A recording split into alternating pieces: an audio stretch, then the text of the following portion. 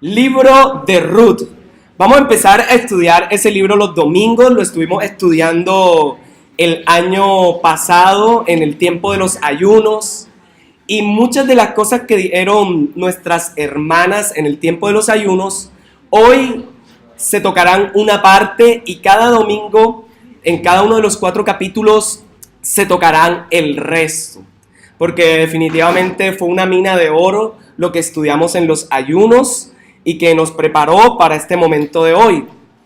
Le cuento a los demás que estamos estudiando el libro de Amós los martes de 6 a 7 de la tarde, a 7 de la noche, así que ya sabe. Y también sepa que vamos a estudiar todos los viernes en el ayuno el libro de Levítico. ¿Oyeron? Así que tengan eso muy presente, el libro de Levítico los viernes. Ahora sí, hermanos,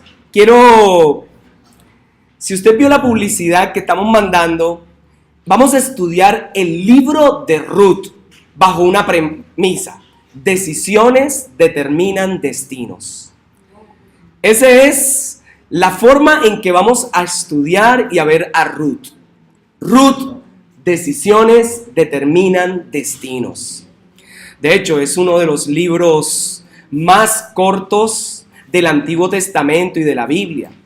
Es un tipo de literatura narrativa y es delicioso de leerlo. Yo le aseguro que si quisiéramos empezar a leer ya, no vamos a aguantar y terminamos leyéndolo completico. Así que abra su Biblia, Ruth capítulo 1. Dice así la palabra del Señor, Ruth 1. Aconteció en los días que gobernaban los jueces que hubo hambre en la tierra. Y un varón de Belén de Judá fue a morar en los campos de Moab, él y su mujer y 2 hijos suyos. El nombre de aquel varón era Elimelec y el de su mujer Noemí. Y los nombres de sus hijos eran Malón y Kelión, efrateos de Belén de Judá. Llegaron pues a los campos de Moab y se quedaron allí. Y murió Elimelec, marido de Noemí, y quedó ella con sus 2 hijos, los cuales tomaron para sí y habitaron allí unos 10 años. Y murieron también los 2, Malón y Kelión, quedando así la mujer desamparada de sus 2 hijos y de su marido. Por ahora vamos a dejarlo hasta ahí. Padre, en el nombre de Jesús, damos gracias, porque tu palabra es sabia, es perfecta, es eterna, que convierte el alma. Es útil para enseñar, para redarguir, para instruir, para corregir en justicia, a fin de que el hombre de Dios sea perfecto, enteramente preparado para toda buena obra. Señor, háblanos a través de esta preciosa palabra. Señor, que el mensaje que quieres darnos podamos tomarlo, comerlo, Señor, y que sea de buen provecho para nuestro cuerpo. En el nombre de Jesús, amén. Hermanos, vamos a estudiar este texto y lo vamos a hacer de 3 formas. Número 1, vamos a ver en medio de qué contexto se desenvuelve esta historia. Es decir, vamos a ver qué es eso de en la época de los jueces.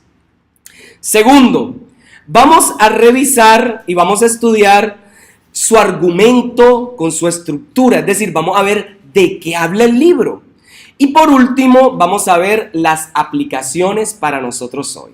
Esa es la ruta que vamos a seguir: contexto, argumento y aplicación. Algo muy sencillo. Así que empecemos por el principio. Cuando usted lee, lo primero que aparece en el versículo 1 es: aconteció en los días que gobernaban los jueces. Entonces uno tiene que preguntarse, ¿cómo así los jueces? Si usted da una página atrás, ¿qué libro dice que está? Libro de Jueces. Bien, después que Josué, el sucesor de Moisés, guiara a las 12 tribus hacia la conquista de Canaán o de la tierra prometida, él les exhortó a que permanecieran fieles al pacto a través de la obediencia a la ley. Ahora, ¿qué ley? Es que Dios escogió un pueblo y le dijo, yo quiero que ustedes sean mi pueblo, así que yo entro en pacto con ustedes, es decir, yo voy a proveerles, voy a cuidarles, voy a estar con ustedes, pero lo único que deseo es que obedezcan mis mandatos. Entonces, ambas partes, como en un trato, se estrecharon las manos y dijeron, el que no cumpla, muera. Es decir, incluso, si Dios no cumplía, no sé cómo, pero tenía que morir. Y si el pueblo de Israel no cumplía, tenían que morir. Pero de hecho, habían otras consecuencias. El desobedecer iba a traer que iban a ser de hambre en la tierra, número 1. 2, que iban a ser estériles tanto hombres como mujeres. 3, que iban a ser invadidos, iban a tener guerra. Por lo menos esos 3 puntos implicaba desobedecer la ley. Pero obedecerla implicaba prosperidad y comida en la tierra. Fertilidad, muchísimos hijos. En esa época el pensamiento era bien. Tener muchos hijos es sinónimo de que va a ir bien, porque los hijos van a hacer diferentes actividades, van a hacer de todo y van a sostener también al padre. Entonces ese era el sinónimo. Y 3, nunca iban a sufrir de que vinieran otros reinos, otros ejércitos y los invadieran. Sí obedecían. Por eso en Josué capítulo 24 se da un excelente resumen. Mire Josué 24. Entonces este es el contexto para que sepan en qué época vivieron. Josué 24 da un precioso resumen. Versículos 14 al 16 dicen: ahora pues, temed a Jehová y servidle con integridad y en verdad. Y quitad de en medio de vosotros a los dioses a los cuales sirvieron vuestros padres en el otro lado del río y en Egipto, y servid a Jehová. Y si mal os parece servir a Jehová, escogeos hoy a quién sirváis, si a los dioses a quienes sirvieron vuestros padres cuando estuvieron al otro lado del río, o los dioses de los amorreos en cuya tierra habitáis. Pero yo y mi casa serviremos a Jehová. Entonces el pueblo respondió y dijo: nunca tal acontezca. Esto es interesante. Que dejemos a Jehová por servir a otros dioses. Entonces, hermanos, ellos dijeron en público y en medio de toda la congregación, con presencia de todos los testigos: nunca tal acontezca que desobedezcamos a Jehová. Entonces ya aquí entraron o reafirmaron la relación de pacto con Josué. Entonces el libro de los Jueces va a iniciar en el preciso momento cuando Josué muere. Porque todo líder humano tiene un tiempo limitado en esta tierra. Porque aún nuestros padres tienen un tiempo limitado en esta tierra. Aún los hijos y nietos, a pesar que uno quisiera que nuestros padres fueran eternos, ¿cierto? O sea, uno quisiera tenerlos ahí, verlos, pero todos tenemos un límite de tiempo en esta vida. Entonces el libro de Jueces inicia con la muerte de Josué y que falta que porciones de la tierra sean conquistadas. De hecho, nada más leyendo eso, uno se da cuenta que lo que le dice es: miren, ustedes no vuelvan atrás y sirvan a los dioses detrás del río. ¿Y cuál es eso? ¿Cuáles dioses eran? Los dioses de los egipcios, los dioses de los amorreos, etc. Dios les advierte: no hagan eso. Y por eso es que ocurre este momento donde le dice: ya, basta, yo voy a escoger. Josué dice: ¿a quién voy a servir? Mi casa y yo vamos a servir al Señor. Hermanos, yo no sé cuál es la situación de tu familia. Y si tú has decidido gritar y decir: mi casa y yo serviremos al Señor. Pero la época de los jueces fue un tiempo donde se describe el fracaso del pueblo de Dios, porque no era coherente con la promesa de servir y vivir para Él. Lo anterior se resume en 3 aspectos, por si quiere anotarlo. Es precioso cuando ustedes anotan. Ahí hacen un ejercicio donde van a aprender mucho más. Y eso se refleja en tres aspectos. Número uno, los israelitas no obedecieron sus mandamientos. Por ejemplo, al no expulsar a los cananeos, ¿qué sucedió? Y dejarlos en la tierra, fueron permeados por su inmoralidad. Fueron permeados por prácticas religiosas y las mismas costumbres sociales que tenían los del otro lado del río. Y eso no era lo que quería Dios. Por eso les decía, sáquenlos. Ahora, uno dice, pero qué Dios tan criminal, ¿cómo así que manda matarlos, a sacarlos? Pero tenía una razón, y era, expúlsenlos de ahí, porque si no, ustedes van a terminar siendo idénticos a ellos. Y eso fue lo que pasó. El deterioro moral, el deterioro a nivel económico, político, sucedió porque vivieron como vivían los otros. Segundo, los jueces, que se supone que eran los líderes y todo eso, aunque fueron usados por Dios para librar al pueblo, no actuaron fieles al pacto.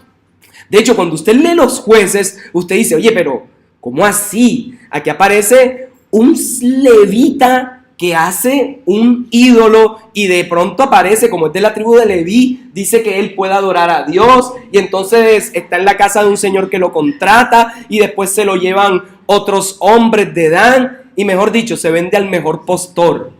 ¿Cómo así? Eso se podía. Si uno no lo lee en el contexto, piensa que eso era legítimo. No, ese levita hizo mal y los jueces de esa época hicieron mal. Pero esas cosas fueron escritas y dejadas como ejemplo para que nosotros aprendiésemos que al igual que esos jueces, que Dios los usó y que eran imperfectos, así también usted y yo. Dios nos usa, pero somos imperfectos y deberíamos corregir nuestra vida. Deberíamos mirar cómo actuamos para no incurrir en los mismos pecados. Tercero, el pueblo. Y ahora a nivel general, el pueblo fue llamado a ser santo, pero ese pueblo que tiene un llamado a la santidad no vive en santidad. De hecho, es inconstante y vacilante. Yo creo que ya usted sabe que es vacilante y que es inconstante, ¿cierto? El que hoy dice una cosa, mañana otra. Entonces, el pueblo tiene esta actitud. Busca y clama a Dios cuando están aprietos. Pero cuando Dios los libra, otra vez vuelven a revolcarse en el pecado. Eso es como la gatica de la casa, Pepa. Ella, usted la baña, la deja tranquila, pero si ese mismo día que se bañó, uno no la mantiene encerrada y sale a la terraza, se revuelca en la tierra porque no quiere oler a champú, quiere oler a tierra. Y me hizo un día una gracia. Estamos en una celebración en mi casa y medio se salió y un momentico, llena de tierra regresó. Así fue el pueblo de Israel y así somos nosotros. Nos dan una oportunidad y nos revolcamos. Hay pecados más escandalosos que otros, pero nos revolcamos muchas veces. Ahora, arriba hay una fiesta de niños, tienen globos, tienen de todo, así que si escuchan bombas reventar, escuchan sonido de comida, pudín y eso, tranquilos, ¿oyeron? Los jueces eran caudillos y Dios usó en medio de tiempos de degeneración, idolatría, injusticia y depravación. Entonces Israel en ese tiempo adoptó la manera de vivir cananea y eso fue lo que lo llevó a la cima con S, que es lo más profundo, no la cima con C, que es lo más alto. Lo llevó a la cima, tocaron fondo en cuanto a lo que era la santidad. Es decir, el pueblo se volvió más pagano que los paganos. Israel llegó a actuar peor que cualquier otro pueblo de la tierra. Por eso era el círculo: pecar, ser subyugados, arrepentirse, recibir un libertador o juez, tener tiempo de paz y luego pecar, arrepentirse, ¿cierto? Clamar por un libertador, tiempos de paz y otra vez lo mismo y otra vez. Eso es lo que pasa. Ahora, yo le hago una pregunta. ¿Usted ha notado alguna vez ese patrón en su vida? No sé, pregunto. No sé si usted ha pasado por eso. Yo pasé por un tiempo cíclico así. Bueno, solo habemos 2 pecadores por acá. Entonces, hermanos, cada vez que se repetía el ciclo, era para empeorar. Y cada líder que salía era peor que el anterior. Ahora, ellos, como les digo, por el poder de Dios, hicieron grandes proezas. Hebreo lo describe así: hicieron cosas portentosas. Pero eso no significa que Dios aprobaba todas las decisiones que tomaban los jueces. Porque muchas de sus decisiones fueron corruptas, inmorales, e iban en contra de los mandamientos del Señor. Así que no piense, si hoy ve personas que Dios usa, que son perfectos. No, amado hermano, somos de carne y hueso. También pecamos y nos toca ir al trono de la gracia de Dios, a arrepentirnos y a pedirle al Señor: perdónanos. Se los digo, no existe ninguno que pueda decir: yo jamás peco. De hecho, una vez recuerdo que estaba, hace ya muchos años, de adolescente, escuché a un pastor que se paró en una tarima, y yo estaba con mi grupo de amigos y todo, y él dijo: debo decirles que yo jamás he pecado. Mire, y lo peor fue, como a mí me encanta escuchar la palabra y sentarme adelante, enseguida lo abuchamos y le digo: ¿está loco o qué? Sé que sonó al principio, pero es que a mí me dio una cosa. Yo: ¿qué es eso? Si estás predicando a los jóvenes, nos vas a desanimar. ¿Y cómo así que tú jamás has pecado? Entonces no necesitas a Cristo. ¿Quién eres tú? Entonces, hermanos, sí pecamos y necesitamos arrepentirnos. Entonces, ellos, por el poder de Dios, hicieron milagros, pero muchos de sus actitudes y comportamiento fueron paganos, fueron desaprobados por Dios. Así que no piense que si usted ora y se sana, que si usted ora y se libera, que si usted predica la palabra y se convierte, eso le da licencia para pecar. Lejos esté de nosotros eso. Porque ¿de qué sirve salvar al mundo y que se pierda nuestra alma? Sí se puede perder todo habiendo salvado a muchos. Ahora, la Biblia no disfraza ni maquilla el comportamiento, las debilidades, la fortaleza, los pecados de los jueces. Los 3 primeros jueces que aparecen en la Biblia, porque es que tengo que describirle el contexto para que sepan por qué aparece esta doñita Ruth. Porque esa mujer es extranjera y pertenece a un pueblo totalmente desagradable para ellos. Pero estos que pertenecen al pueblo santo actúan como unos impíos. Otoniel, Ahod y Débora. Ellos estaban en el top de los mejorcitos. Hoy tenemos una lista del ausentismo en el Congreso.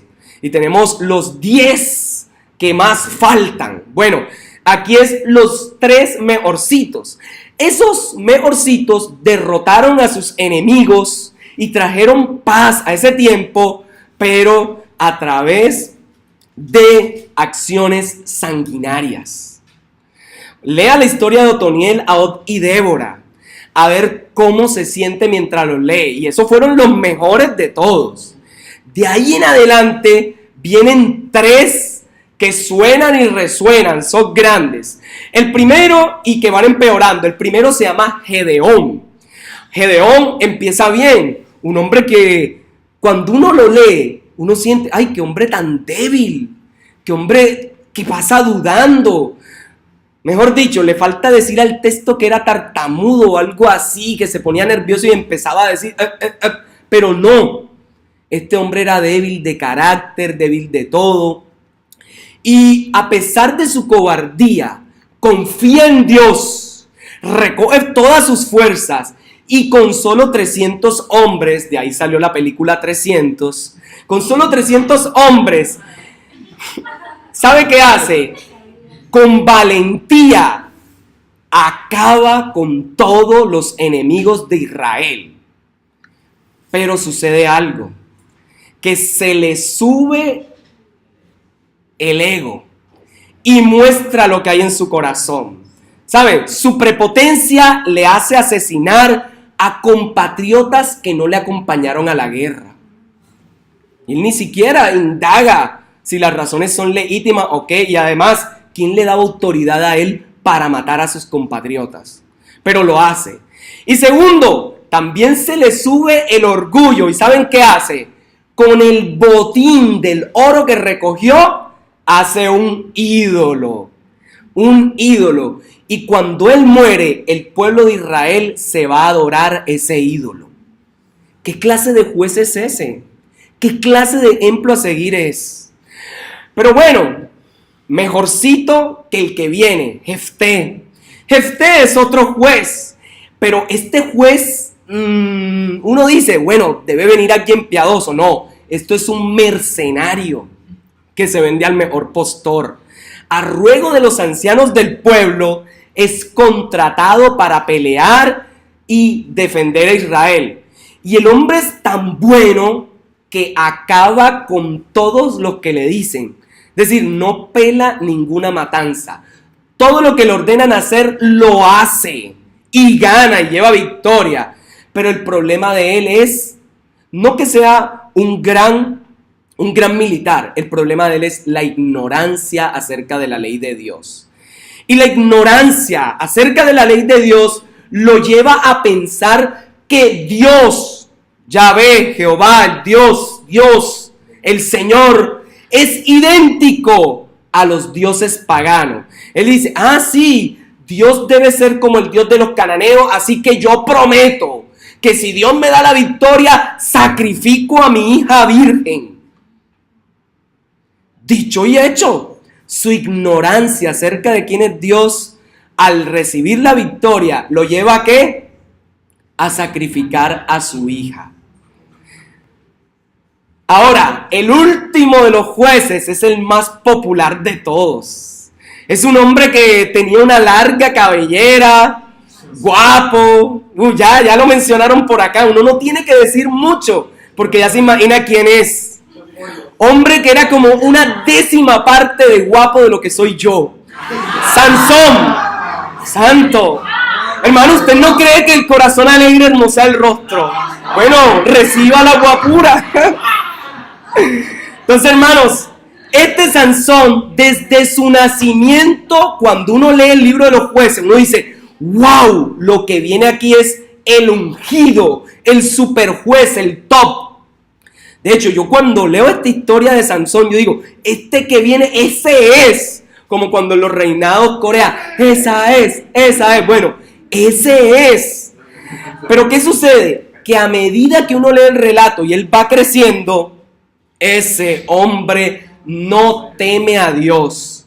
Le gusta la vida inmoral. Es arrogante, prepotente, violento y mujeriego. Eso, él es como, es como tiro fijo, la que le gusta, dice, esa es y va a caer, por así decirlo. Él dice, esa va a ser mi mujer y la busca. Y le dice a los papás, démenla. Es decir, ese hombre no le importa nada. Ahora, ¿qué sucede? A pesar de todo, el espíritu de él viene sobre él y libra al pueblo de Israel de los filisteos. Pero a pesar de vencer a los filisteos, como juez es un fracaso. Hermanos, si usted ha escuchado esto, va a notar que muchos de estos héroes son de carne y hueso. Y hay que desmitificarlo pensando que todo lo hacían perfecto. No, amados hermanos. Actúan como usted y yo actuamos muchas veces. Pero ellos están como testimonio para que no vivamos su vida, sino para que vivamos la vida del santo, de Cristo. Entonces, el tiempo de los jueces fue turbio, turbulento. La nación llegó a tal extremo que hay una frase que se repite. Ahora, esto búsquelo. Jueces 17:6. Ya con esto terminamos el contexto. Jueces 17:6. ¿Qué frase aparece ahí? Díganme a ver. Esta frase se repite por lo menos 4 veces en los 5 últimos capítulos. En aquellos días no había rey en Israel. Y la siguiente parte dice: cada uno hacía lo que bien le parecía. ¡Wow! ¡Qué cosa tan horrible! O sea, imagínense en la iglesia, cada quien hace, como en palabras costeñas y colombianas, lo que se le da la gana. ¿Puede uno agradar a Dios haciendo lo que se le da la gana? Tomando las decisiones para su propia conveniencia sin pensar en los demás. Capítulo 18, versículo 1. En aquellos días no había rey en Israel. Capítulo 19, versículo 1. En aquellos días cuando no había rey en Israel. 25, 1. En estos días no había rey en Israel. Cada uno, perdón, ese es el último versículo, no es 25.1, sino el último. Cada uno, el 25.21, cada uno hacía lo que bien le parecía. Ese es el gran comportamiento y la gran premisa de los jueces. Cada quien hacía lo que quería. Ahora, esos últimos capítulos dejan ver que en Israel las cosas se hacían según el criterio de la conveniencia. Los más fuertes hacían lo que se daban la gana, se aprovecharan de los demás. De hecho, se va a dar cuenta en los últimos relatos. Hay un hombre que totalmente desconcertado porque a su esposa, bueno, a su mujer, ahí parece que era su amante, la violaron hasta la madrugada y apareció en la puerta de su casa y él se va a su casa triste y la descuartiza en 12 pedazos y la envía a las 12 tribus de Israel. Y cuando sucede eso, hay un consejo de guerra y ocurre la primera guerra civil. Y no estamos hablando de películas de Marvel ni nada de eso. Es la primera Civil War. Entonces, hermanos, aquí en la primera guerra civil en Israel, todos pelean contra Benjamín. Y llegan al punto de que casi exterminan a esa tribu. ¿Y saben cuál es la manera? Como nada más quedan unos cuantos hombres, empiezan y buscan. ¿Quién no fue a la guerra con nosotros contra Benjamín? No, fueron los de allá. Bueno, maten a todos los hombres, mujeres y todas las mujeres que no sean vírgenes. Las vírgenes déjenlas quietas y mándenselas a ellos para que tengan mujer. Y como no alcanzaron, dijeron, bueno, cada vez que haya festival allá, entonces cuando las doncellas salgan a bailar en la noche, ustedes tienen permiso para raptarla. Escojan la que les guste y llévensela. ¿Cómo les parece eso? La Biblia no oculta la maldad. La Biblia no miente, no nos esconde el comportamiento de los hijos de Dios de esa época. Por eso estas cosas están aquí, para que nosotros nos despertemos. Porque nuestro testimonio y la manera en cómo vivimos el Evangelio tal vez es lo único que puede decirle a otros que conozcan a Cristo. A veces nuestra vida es un testimonio de fracaso, porque no vivimos en santidad, porque hacemos lo que se nos da la gana, porque vivimos con toda la inmoralidad, porque nos reímos de cualquier chiste inmoral, porque trabajamos de manera ineficiente, porque no damos lo mejor ni para nuestra empresa, ni para la familia, ni para la obra de Dios. Usted quiere servir a Dios, sirva bien a su prójimo.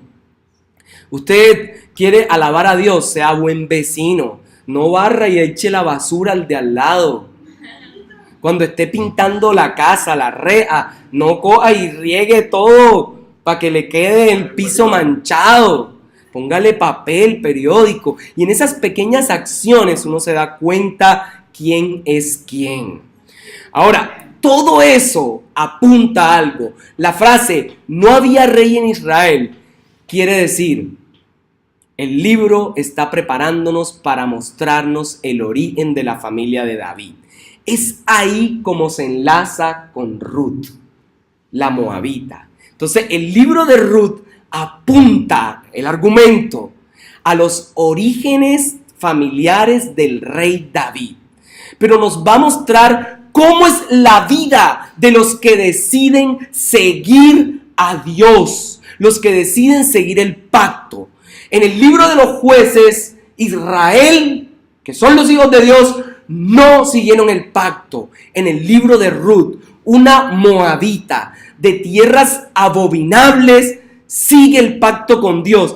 De hecho, ella le dice a Noemí, su suegra, tu pueblo será mi pueblo, tu Dios será mi Dios, donde tú mueras yo moriré. Es decir, esta mujer actúa con más sensatez que un creyente. ¿Cómo les parece eso? Entonces, el libro de Ruth muestra temas como las consecuencias de las malas decisiones. Nos muestra las consecuencias de las decisiones y de los actos. También nos enseña al Dios que está en medio de la historia, que aunque no se menciona muchas veces en Ruth, como si fuera invisible, Él está actuando. Hermano, yo no sé si usted está viendo hoy la mano de Dios obrando en su vida, pero tal vez necesita quedarse quieto y reposar para que vea que en medio de las tragedias, en medio de los problemas, en medio de las dificultades, Dios consuela. Dios está para redimirnos y Dios es fiel, así como fue fiel a su pueblo. Por lo menos aparecen dos lugares aquí. Como les dije, hoy es una introducción a todo lo que veremos dentro de estos 4 domingos.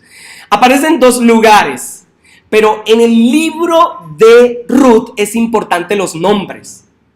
¿Usted no ha visto los nombres que aparecen, cantidad de nombres y como que tienen un significado? Bueno, empecemos por los lugares.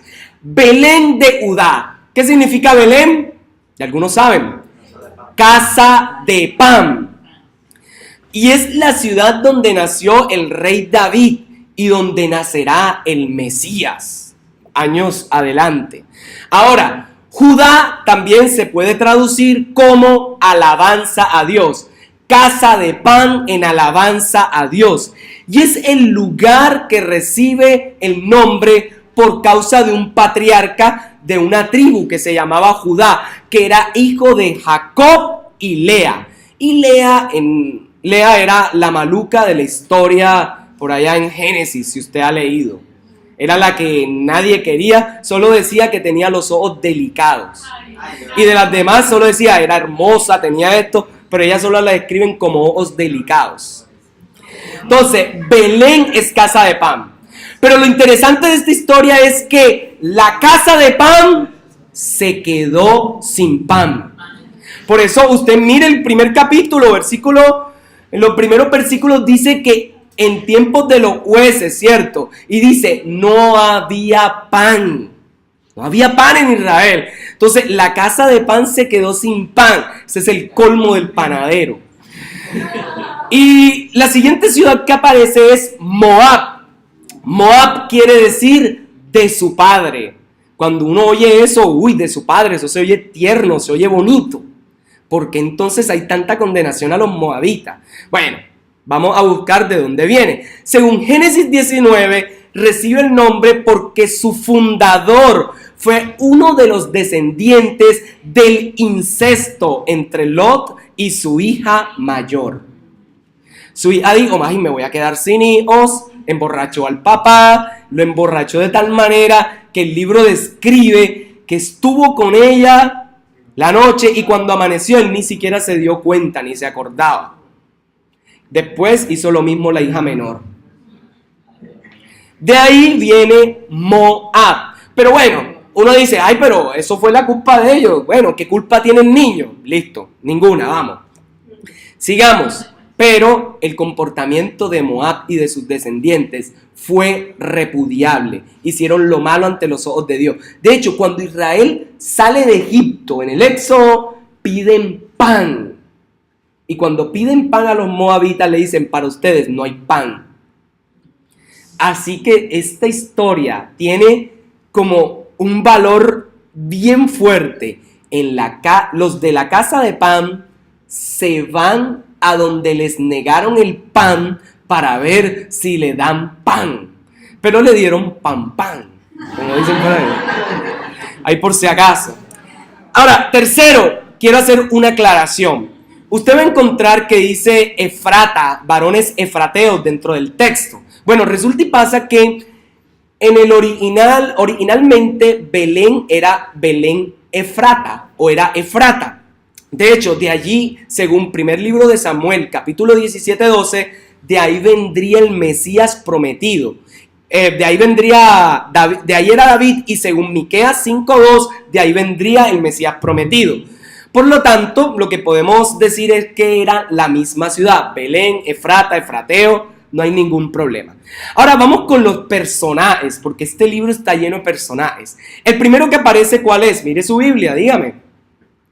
Mírelo ahí, ¿cuál es el primer nombre que identifica? Elimelech. Bueno, Elimelech significa mi Dios es rey. Es un hombre de Belén de Judá, se fue con su esposa Noemí y con sus 2 hijos a morar en los campos de Moab, en tiempos en que Belén no había pan. Ahora, ¿sabe cuánto tiempo dura él en el libro de Ruth? Lea el 3er versículo y mire qué pasa. En el 3er versículo se murió. Qué cosa tan triste, no duró nada. Aparece y enseguida muere. Qué cosa. Uno no espera leer estas historias, pero es trágico. Hermanos, Elimelech significa mi Dios es rey, pero pareciera que para tomar las decisiones y quedarse en la tierra prometida en Belén, Dios no es ningún rey. Siguiente nombre, Noemí, que significa dulzura, delicia. Ella es la esposa de Elimelech, queda viuda. Sus hijos se casan, pero a los 10 años se le mueren también los hijos, así que ella queda totalmente desamparada. Y llega a Belén con una joven moabita, una nuera que se llama Ruth. Y con ella reciben consuelo de Dios porque un pariente cercano las redime, en este caso a Ruth, y tienen un hijo, Obed, que va a ser el abuelo del rey David. ¡Qué belleza! Pero esa Noemí, correcto, es la señora que quedó viuda, y Ruth va a ser la bisabuela del rey David. Y aparece también la genealogía de Jesús. ¿Oyeron? ¿Con quién se casa? Ya lo voy a decir. Ya lo voy a decir con quién se casa. Oiga, santo, la historia como que está interesante. Están preguntando con quién se casa. Vamos a ver. Malón, el siguiente nombre. Oiga, con ese nombre de Malón uno dice, ese hombre debe ser malo. No, Malón no es de malo. Malón significa débil, enfermizo. Era el hijo mayor, Efrateo de Belén de Judá. Se casa con Orfa. Ya saben, los que van a tener una nueva niña o algo, Orfa, si quieren, no sé. Pero resulta y pasa que casado con Orfa no tienen hijos. Y cualquiera sospecha por el contexto del libro y por el contexto de los jueces que la maldición de esterilidad se cumplió por desobedecer el pacto. Solo por el contexto del desobedecer la ley. Y el siguiente se llama Kelión. Hermano, estos nombres bellos. Kelión significa, usted ha visto un flacuchento, lánguido, decaído. Eso es lo que significa. Lánguido, decaído. También es Efrateo de Belén de Judá. Es el hijo menor y se casa a Fran con Ruth. Ya sabes, tienes tu respuesta. Y también muere 10 años después sin dejar descendencia. Orfa significa declina, o espalda, o testaruda. Y más o menos ese nombre está prediciendo lo que va a suceder, que es la que abandona a Noemí, a la suegra. Es moabita, se casa con el malón, con Malón, y luego, cierto, de enviudar, decide, no voy contigo ya, a pesar que al principio sí iba. Sexto nombre que aparece, Ruth, por la cual se titula el libro, es compañera fiel. Y sí que ese nombre describe lo que es ella, porque no hay otra manera de describirla, porque es fiel a Noemí, siempre la acompaña, no la deja, no la abandona. De hecho, es tan fiel que cuando Noemí le dice, pero ya, mija, vete, en palabras costeñas, lárgate, vete con tus dioses, vete a donde los que adoraba antes, vete a tu tierra, vuelve a tus costumbres. Ella le dice, no. Porque es que, hermanos, después de haber conocido a Dios, no se puede rezar a cualquier santo. Como dice, el que ha conocido a Dios, el que no ha conocido a Dios, a cualquier santo le reza. ¿No ha escuchado ese dicho? Bueno, eso es lo que pasa aquí. Ella había conocido a Dios. ¿Por qué volver a los dioses de Moab? Era imposible. Entonces ella es la que es redimida y va a ser la bisabuela del rey David. ¡Qué belleza! Pero hay un nombre que aparece y es como, no es autoproclamada ni nada de eso, como algún dirigente o no sé. Pero aquí es Mara. Noemí se autoproclama como Mara, que significa amarga. No tiene nada que ver con las maras salvatruchas de allá El Salvador. Por si acaso los que conocen de geopolítica, no tienen nada que ver con ese tipo de gente. Aquí es amarga, porque viene del hebreo, no de allá de El Salvador. Y es el nombre con el que ella desea ser llamada cuando llega a Belén. De hecho, es que cuando llega a Belén todo el mundo se estremece y dice, ¡ay, esa es Noemí! Esa es la dulzura. Ella dice, no me llamen dulzura, llámenme amarga. Y lo que dice, porque Dios está en mi contra. Yo creo que ahí podemos pensar que muchas veces nosotros sentimos que Dios está en contra nuestra. No sé si le ha pasado. El último personaje que se describe es Buzz, no Buzz de jefe, ni Buzz Lightyear como el muñeco ese de Toy Story, ese. Entonces Buzz es alegría, complacencia, firmeza, fuerza. Era un hombre rico, pariente de Elimelech, y él encuentra a Ruth espigando. Sabe de la buena fama que tiene y de una manera Dios enlaza sus historias y termina redimiéndola. Aunque era bastante mayor que ella, pero la redime. Y por su testimonio, él decide que esa es la mujer que definitivamente merece ser redimida. Entonces, esos son los personajes. Ahora, como les dije, el argumento del libro es mostrar cómo en medio del tiempo de los jueces, donde los israelitas no siguieron a Dios, una extranjera sigue fielmente a Dios y, ojo con esto, a pesar de ser viuda, ella es capaz de tener compasión de otra viuda. A pesar de ser pobre, ella tiene compasión de una pobre y le lleva alimento. Y eso es algo que la ley de Dios ya preveía. Decía, cuando veas al extranjero, al pobre, a la viuda, susténtalo y Dios te bendecirá. Y eso lo hace una que está en esas tres condiciones. Pero los israelitas, muchos israelitas que no estaban en esas condiciones, estaban bien, no hacen nada. Ahora yo te pregunto, si tú eres un hijo de Dios, ungido porque la palabra lo menciona, si estás lleno del poder de Dios, ¿actúas consecuente a esa llenura que Dios te da? ¿Actúas como Dios quiere? ¿Cómo estás con el servicio a los demás? Cuando te ven a Jesús. La gente que piensa de ti, ¿Que eres generoso o eres cují o que tienes codo duro, como dicen por ahí? ¿Qué piensan de ti? Cuando te ven que tus palabras van para edificar, van con amor, o piensan que eres un furioso, un rabioso.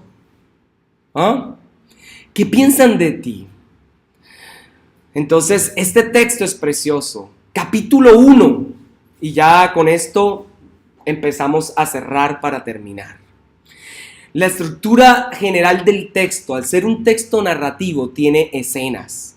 Y cada capítulo podría ser una escena. El primer capítulo vamos a ver una mujer que lucha contra la adversidad. Realmente son dos mujeres, Noemí y Ruth. Pero vamos a ver la mujer que lucha contra la adversidad. Capítulo 2, vamos a ver un resumen de lo que significa entrega, trabajo y recompensa. Capítulo 3, vamos a ver, dato curioso, en la Biblia hebrea, después de Proverbios, viene este libro. Proverbios 31 termina con mujer virtuosa. Y adivinen cuál es la única mujer en la Biblia que se le dice virtuosa. A Ruth, a esta. Aquí en el capítulo 3. Es la mujer virtuosa de Proverbios. Es decir, la mujer de Proverbios no es un mito, es una realidad y se vivió en Ruth. Y hoy se vive en este hermoso ramillete de mujeres que está aquí. ¡Amén! Amén. Hombres, digamos amén también. Esas son las mujeres. Y por último, el cuarto capítulo va a hablar del legado de Ruth. Y nos va a mostrar que el legado de ella no solo fue la fidelidad, no solo fue la entrega a Dios. El legado de ella es que de su vientre vino como descendencia el rey David y como descendencia Cristo. Y eso que era una moabita, de una tierra totalmente repudiable. Por eso el capítulo 1, esa mujer que lucha contra la adversidad, se da en el contexto histórico, social y religioso en esa época, en los días cuando gobernaban los jueces, que eran días oscuros. Y ese es como el érase una vez. ¿Se ha leído los cuentos cuando empieza érase una vez? Bueno, este es como el equivalente. Es una introducción que nos muestra todo. Hermanos, yo quiero invitarles a que empiecen a leer este libro el próximo domingo. Última parte, aplicaciones. Así que abróchese los cinturones. Bien, este texto quiere enseñarnos hoy que se puede luchar en contra de la adversidad. Este texto nos quiere enseñar que cuando todo parece que es fracaso, como dice una canción, aun con tu mundo hecho pedazos, el Señor guiará tus pasos en paz en medio de la tormenta. Bueno, este texto es así. Cuando tú veas que todo parece fuera de control, cuando tú veas que tus propias malas decisiones te han llevado al traste, aún hay oportunidad de redención. Hermanos, si usted esta semana ha dicho, he pecado de tal forma que yo más nunca debería volver a los pies del Señor, el Señor te abre los brazos para decir, arrepiéntete y ven a mí. Hermanos, siempre hay oportunidad para cambiar. No esperes el último día de tu vida, el último segundo. Este libro nos deja ver también como aplicación que el actuar de Dios a veces no es evidente de forma estruendosa, que se te aparece y te cae, hola, te doy este lingote de oro. Eso no, sino que lo hace a través de los demás. Mira a la persona que tienes a tu lado, mira a la persona que tienes detrás, delante. Dios se muestra a través de esa persona. Sí, mire el que tiene al lado. Mire el que tiene al lado. Eso, denle la mano. Y si quiere, puede abrazarlo, abrácelo. Diga, yo veo a Dios en ti. Claro, dígaselo. Entonces, amados hermanos, Y usted verá a Dios no solo en el amor del cariño y del abrazo, sino que lo verá en la corrección. Ese que está a su lado también puede decirle, estás equivocado, estás equivocada. Vuelve al camino del Señor, porque eso también es amor. Amor no es solo pechiche.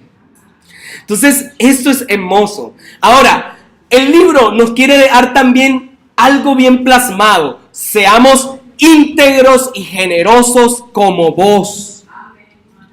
Porque a veces nuestra vida definitivamente es un desastre. Podemos predicar el evangelio, pero el evangelio no está en nosotros. Seamos íntegros. Este libro nos deja ver la soberanía de Dios y la voluntad humana. Porque Dios sí tiene el control de todo, tiene planes, pero tú tomas decisiones. Decisiones determinan destinos. Dios tiene un propósito con tu vida, pero por favor, decide bien, porque por las malas decisiones muchas veces terminamos mal. Y como dice también un gran poeta, no es creyente, pero dice decisiones y manda a que tengan cuidado. No sé si lo han escuchado, cada día. Las decisiones deben tomarse cada día y a cada momento. Ahora, Dios nos llama también a través de este texto a ser fieles hasta el día de la redención de Dios. Hermanos, es un texto que te dice persevera, lucha, sigue adelante, si se puede, si podemos ser santos en Dios, si podemos vivir como Él quiere, pero esperemos hasta el día de la redención, porque hoy sí, seguimos equivocándonos en algunas cosas, pero esperemos hasta el día final, perseveremos. Ahora, todos los eventos que se entretienen en tu vida y en la historia de lo que tienes, es porque Dios está tejiendo la historia de salvación para ti. Así que en los pequeños detalles, en lo que tú no sospechas, en lo que no imaginas, ahí está actuando Dios. Como dice una canción, aunque no pueda verse, sé que estás obrando, sé que siempre estás obrando así. Hermanos, lealtad y fidelidad, como Noemí la tuvo de Ruth.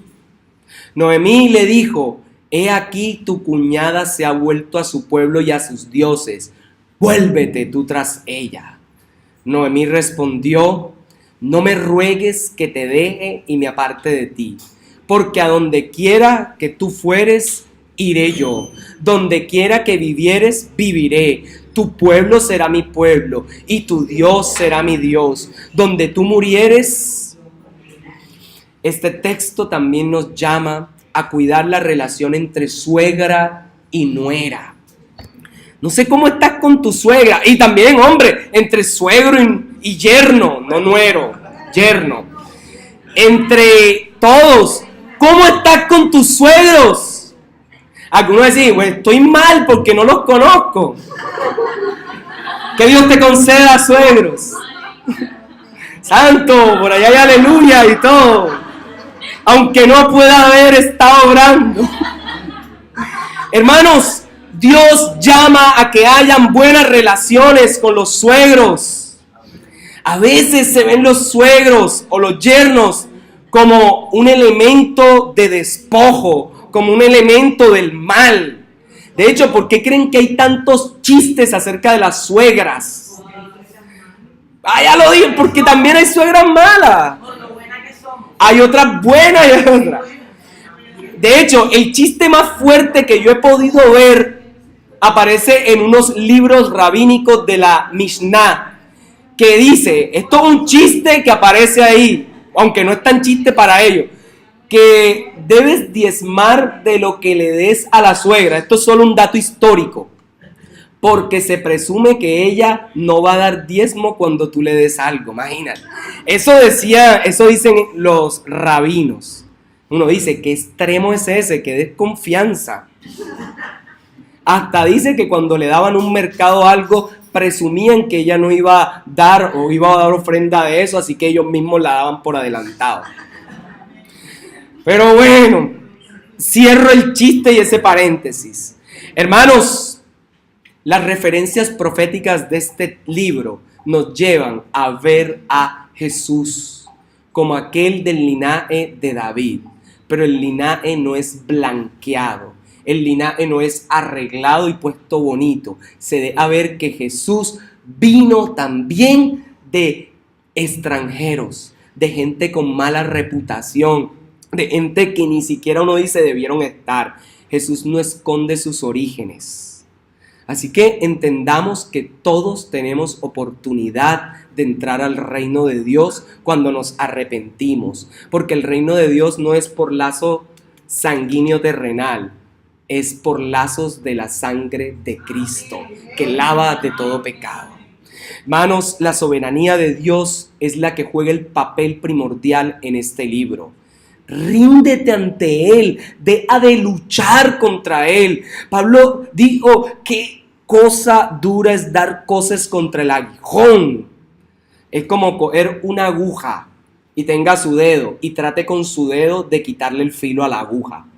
Dígame cuántos años o siglos va a demorarse para que el filo de ese acero se desgaste. Tocando con su propia piel. Bueno, eso es lo que describe Pablo. Por último, una aplicación para los que andan por el mundo. Ruth es el ejemplo también de la mujer migrante. La historia de muchas mujeres viudas que en medio de épocas como estas, como la que sufre Venezuela, donde salen y se levantan caudillos, donde hay tiranos que sirven, donde el gobierno, incluso países como el nuestro, donde aquí ni la alcaldía muchas veces se fija de amparar a los huérfanos, a las viudas, nos enseña que nosotros no dependemos de donaciones de políticos, no dependemos de donaciones ni del ejército, de la policía, ni nadie. Nosotros podemos generar empleo, podemos trabajar y ayudar a otros. No esperemos que otros ayuden a los indefensos, ayudémoslo nosotros. Si tenemos la capacidad, hagámoslo. No esperemos que el gobierno haga todo, hagamos nosotros. Muchos grupos armados surgieron porque estaban inconformes con lo que el gobierno no hacía. Nosotros no vamos a formar un grupo armado, el ABN, no. Lo que vamos a hacer es servir a Dios, a pesar que el gobierno no ampare a los necesitados. Dios nos ha dado el poder para hacerlo. Así que sirvamos a los débiles, sirvamos a los indefensos, ayudemos a los que no están recibiendo ayudas, hermanos, y seamos también, como hace mucho decían, la voz de los que no tienen voz. Para muchos hoy, Ruth es el ejemplo de esa mujer que ha quedado en condición de vulnerabilidad, pero que no se queda achantada, sino que dice, yo tengo que seguir adelante. Es el ejemplo de mujer que ve el problema y no dice, ya estoy muerta, sino que dice, esta es la oportunidad para ver la gloria de Dios. Te invito a que en medio de los problemas veas la oportunidad para que el nombre de Cristo sea glorificado. Aférrate a Jesús como Ruth se aferró a la fe en Dios. Aférrate, cuida a tu familia a pesar que esté en condición de vulnerabilidad. Esa es la historia de muchas personas que tal vez hoy se encuentran solas e indefensas. Te invito a cuidar de otro. Padre, gracias. Gracias, Señor, por esta palabra que nos introduce, Señor, a la época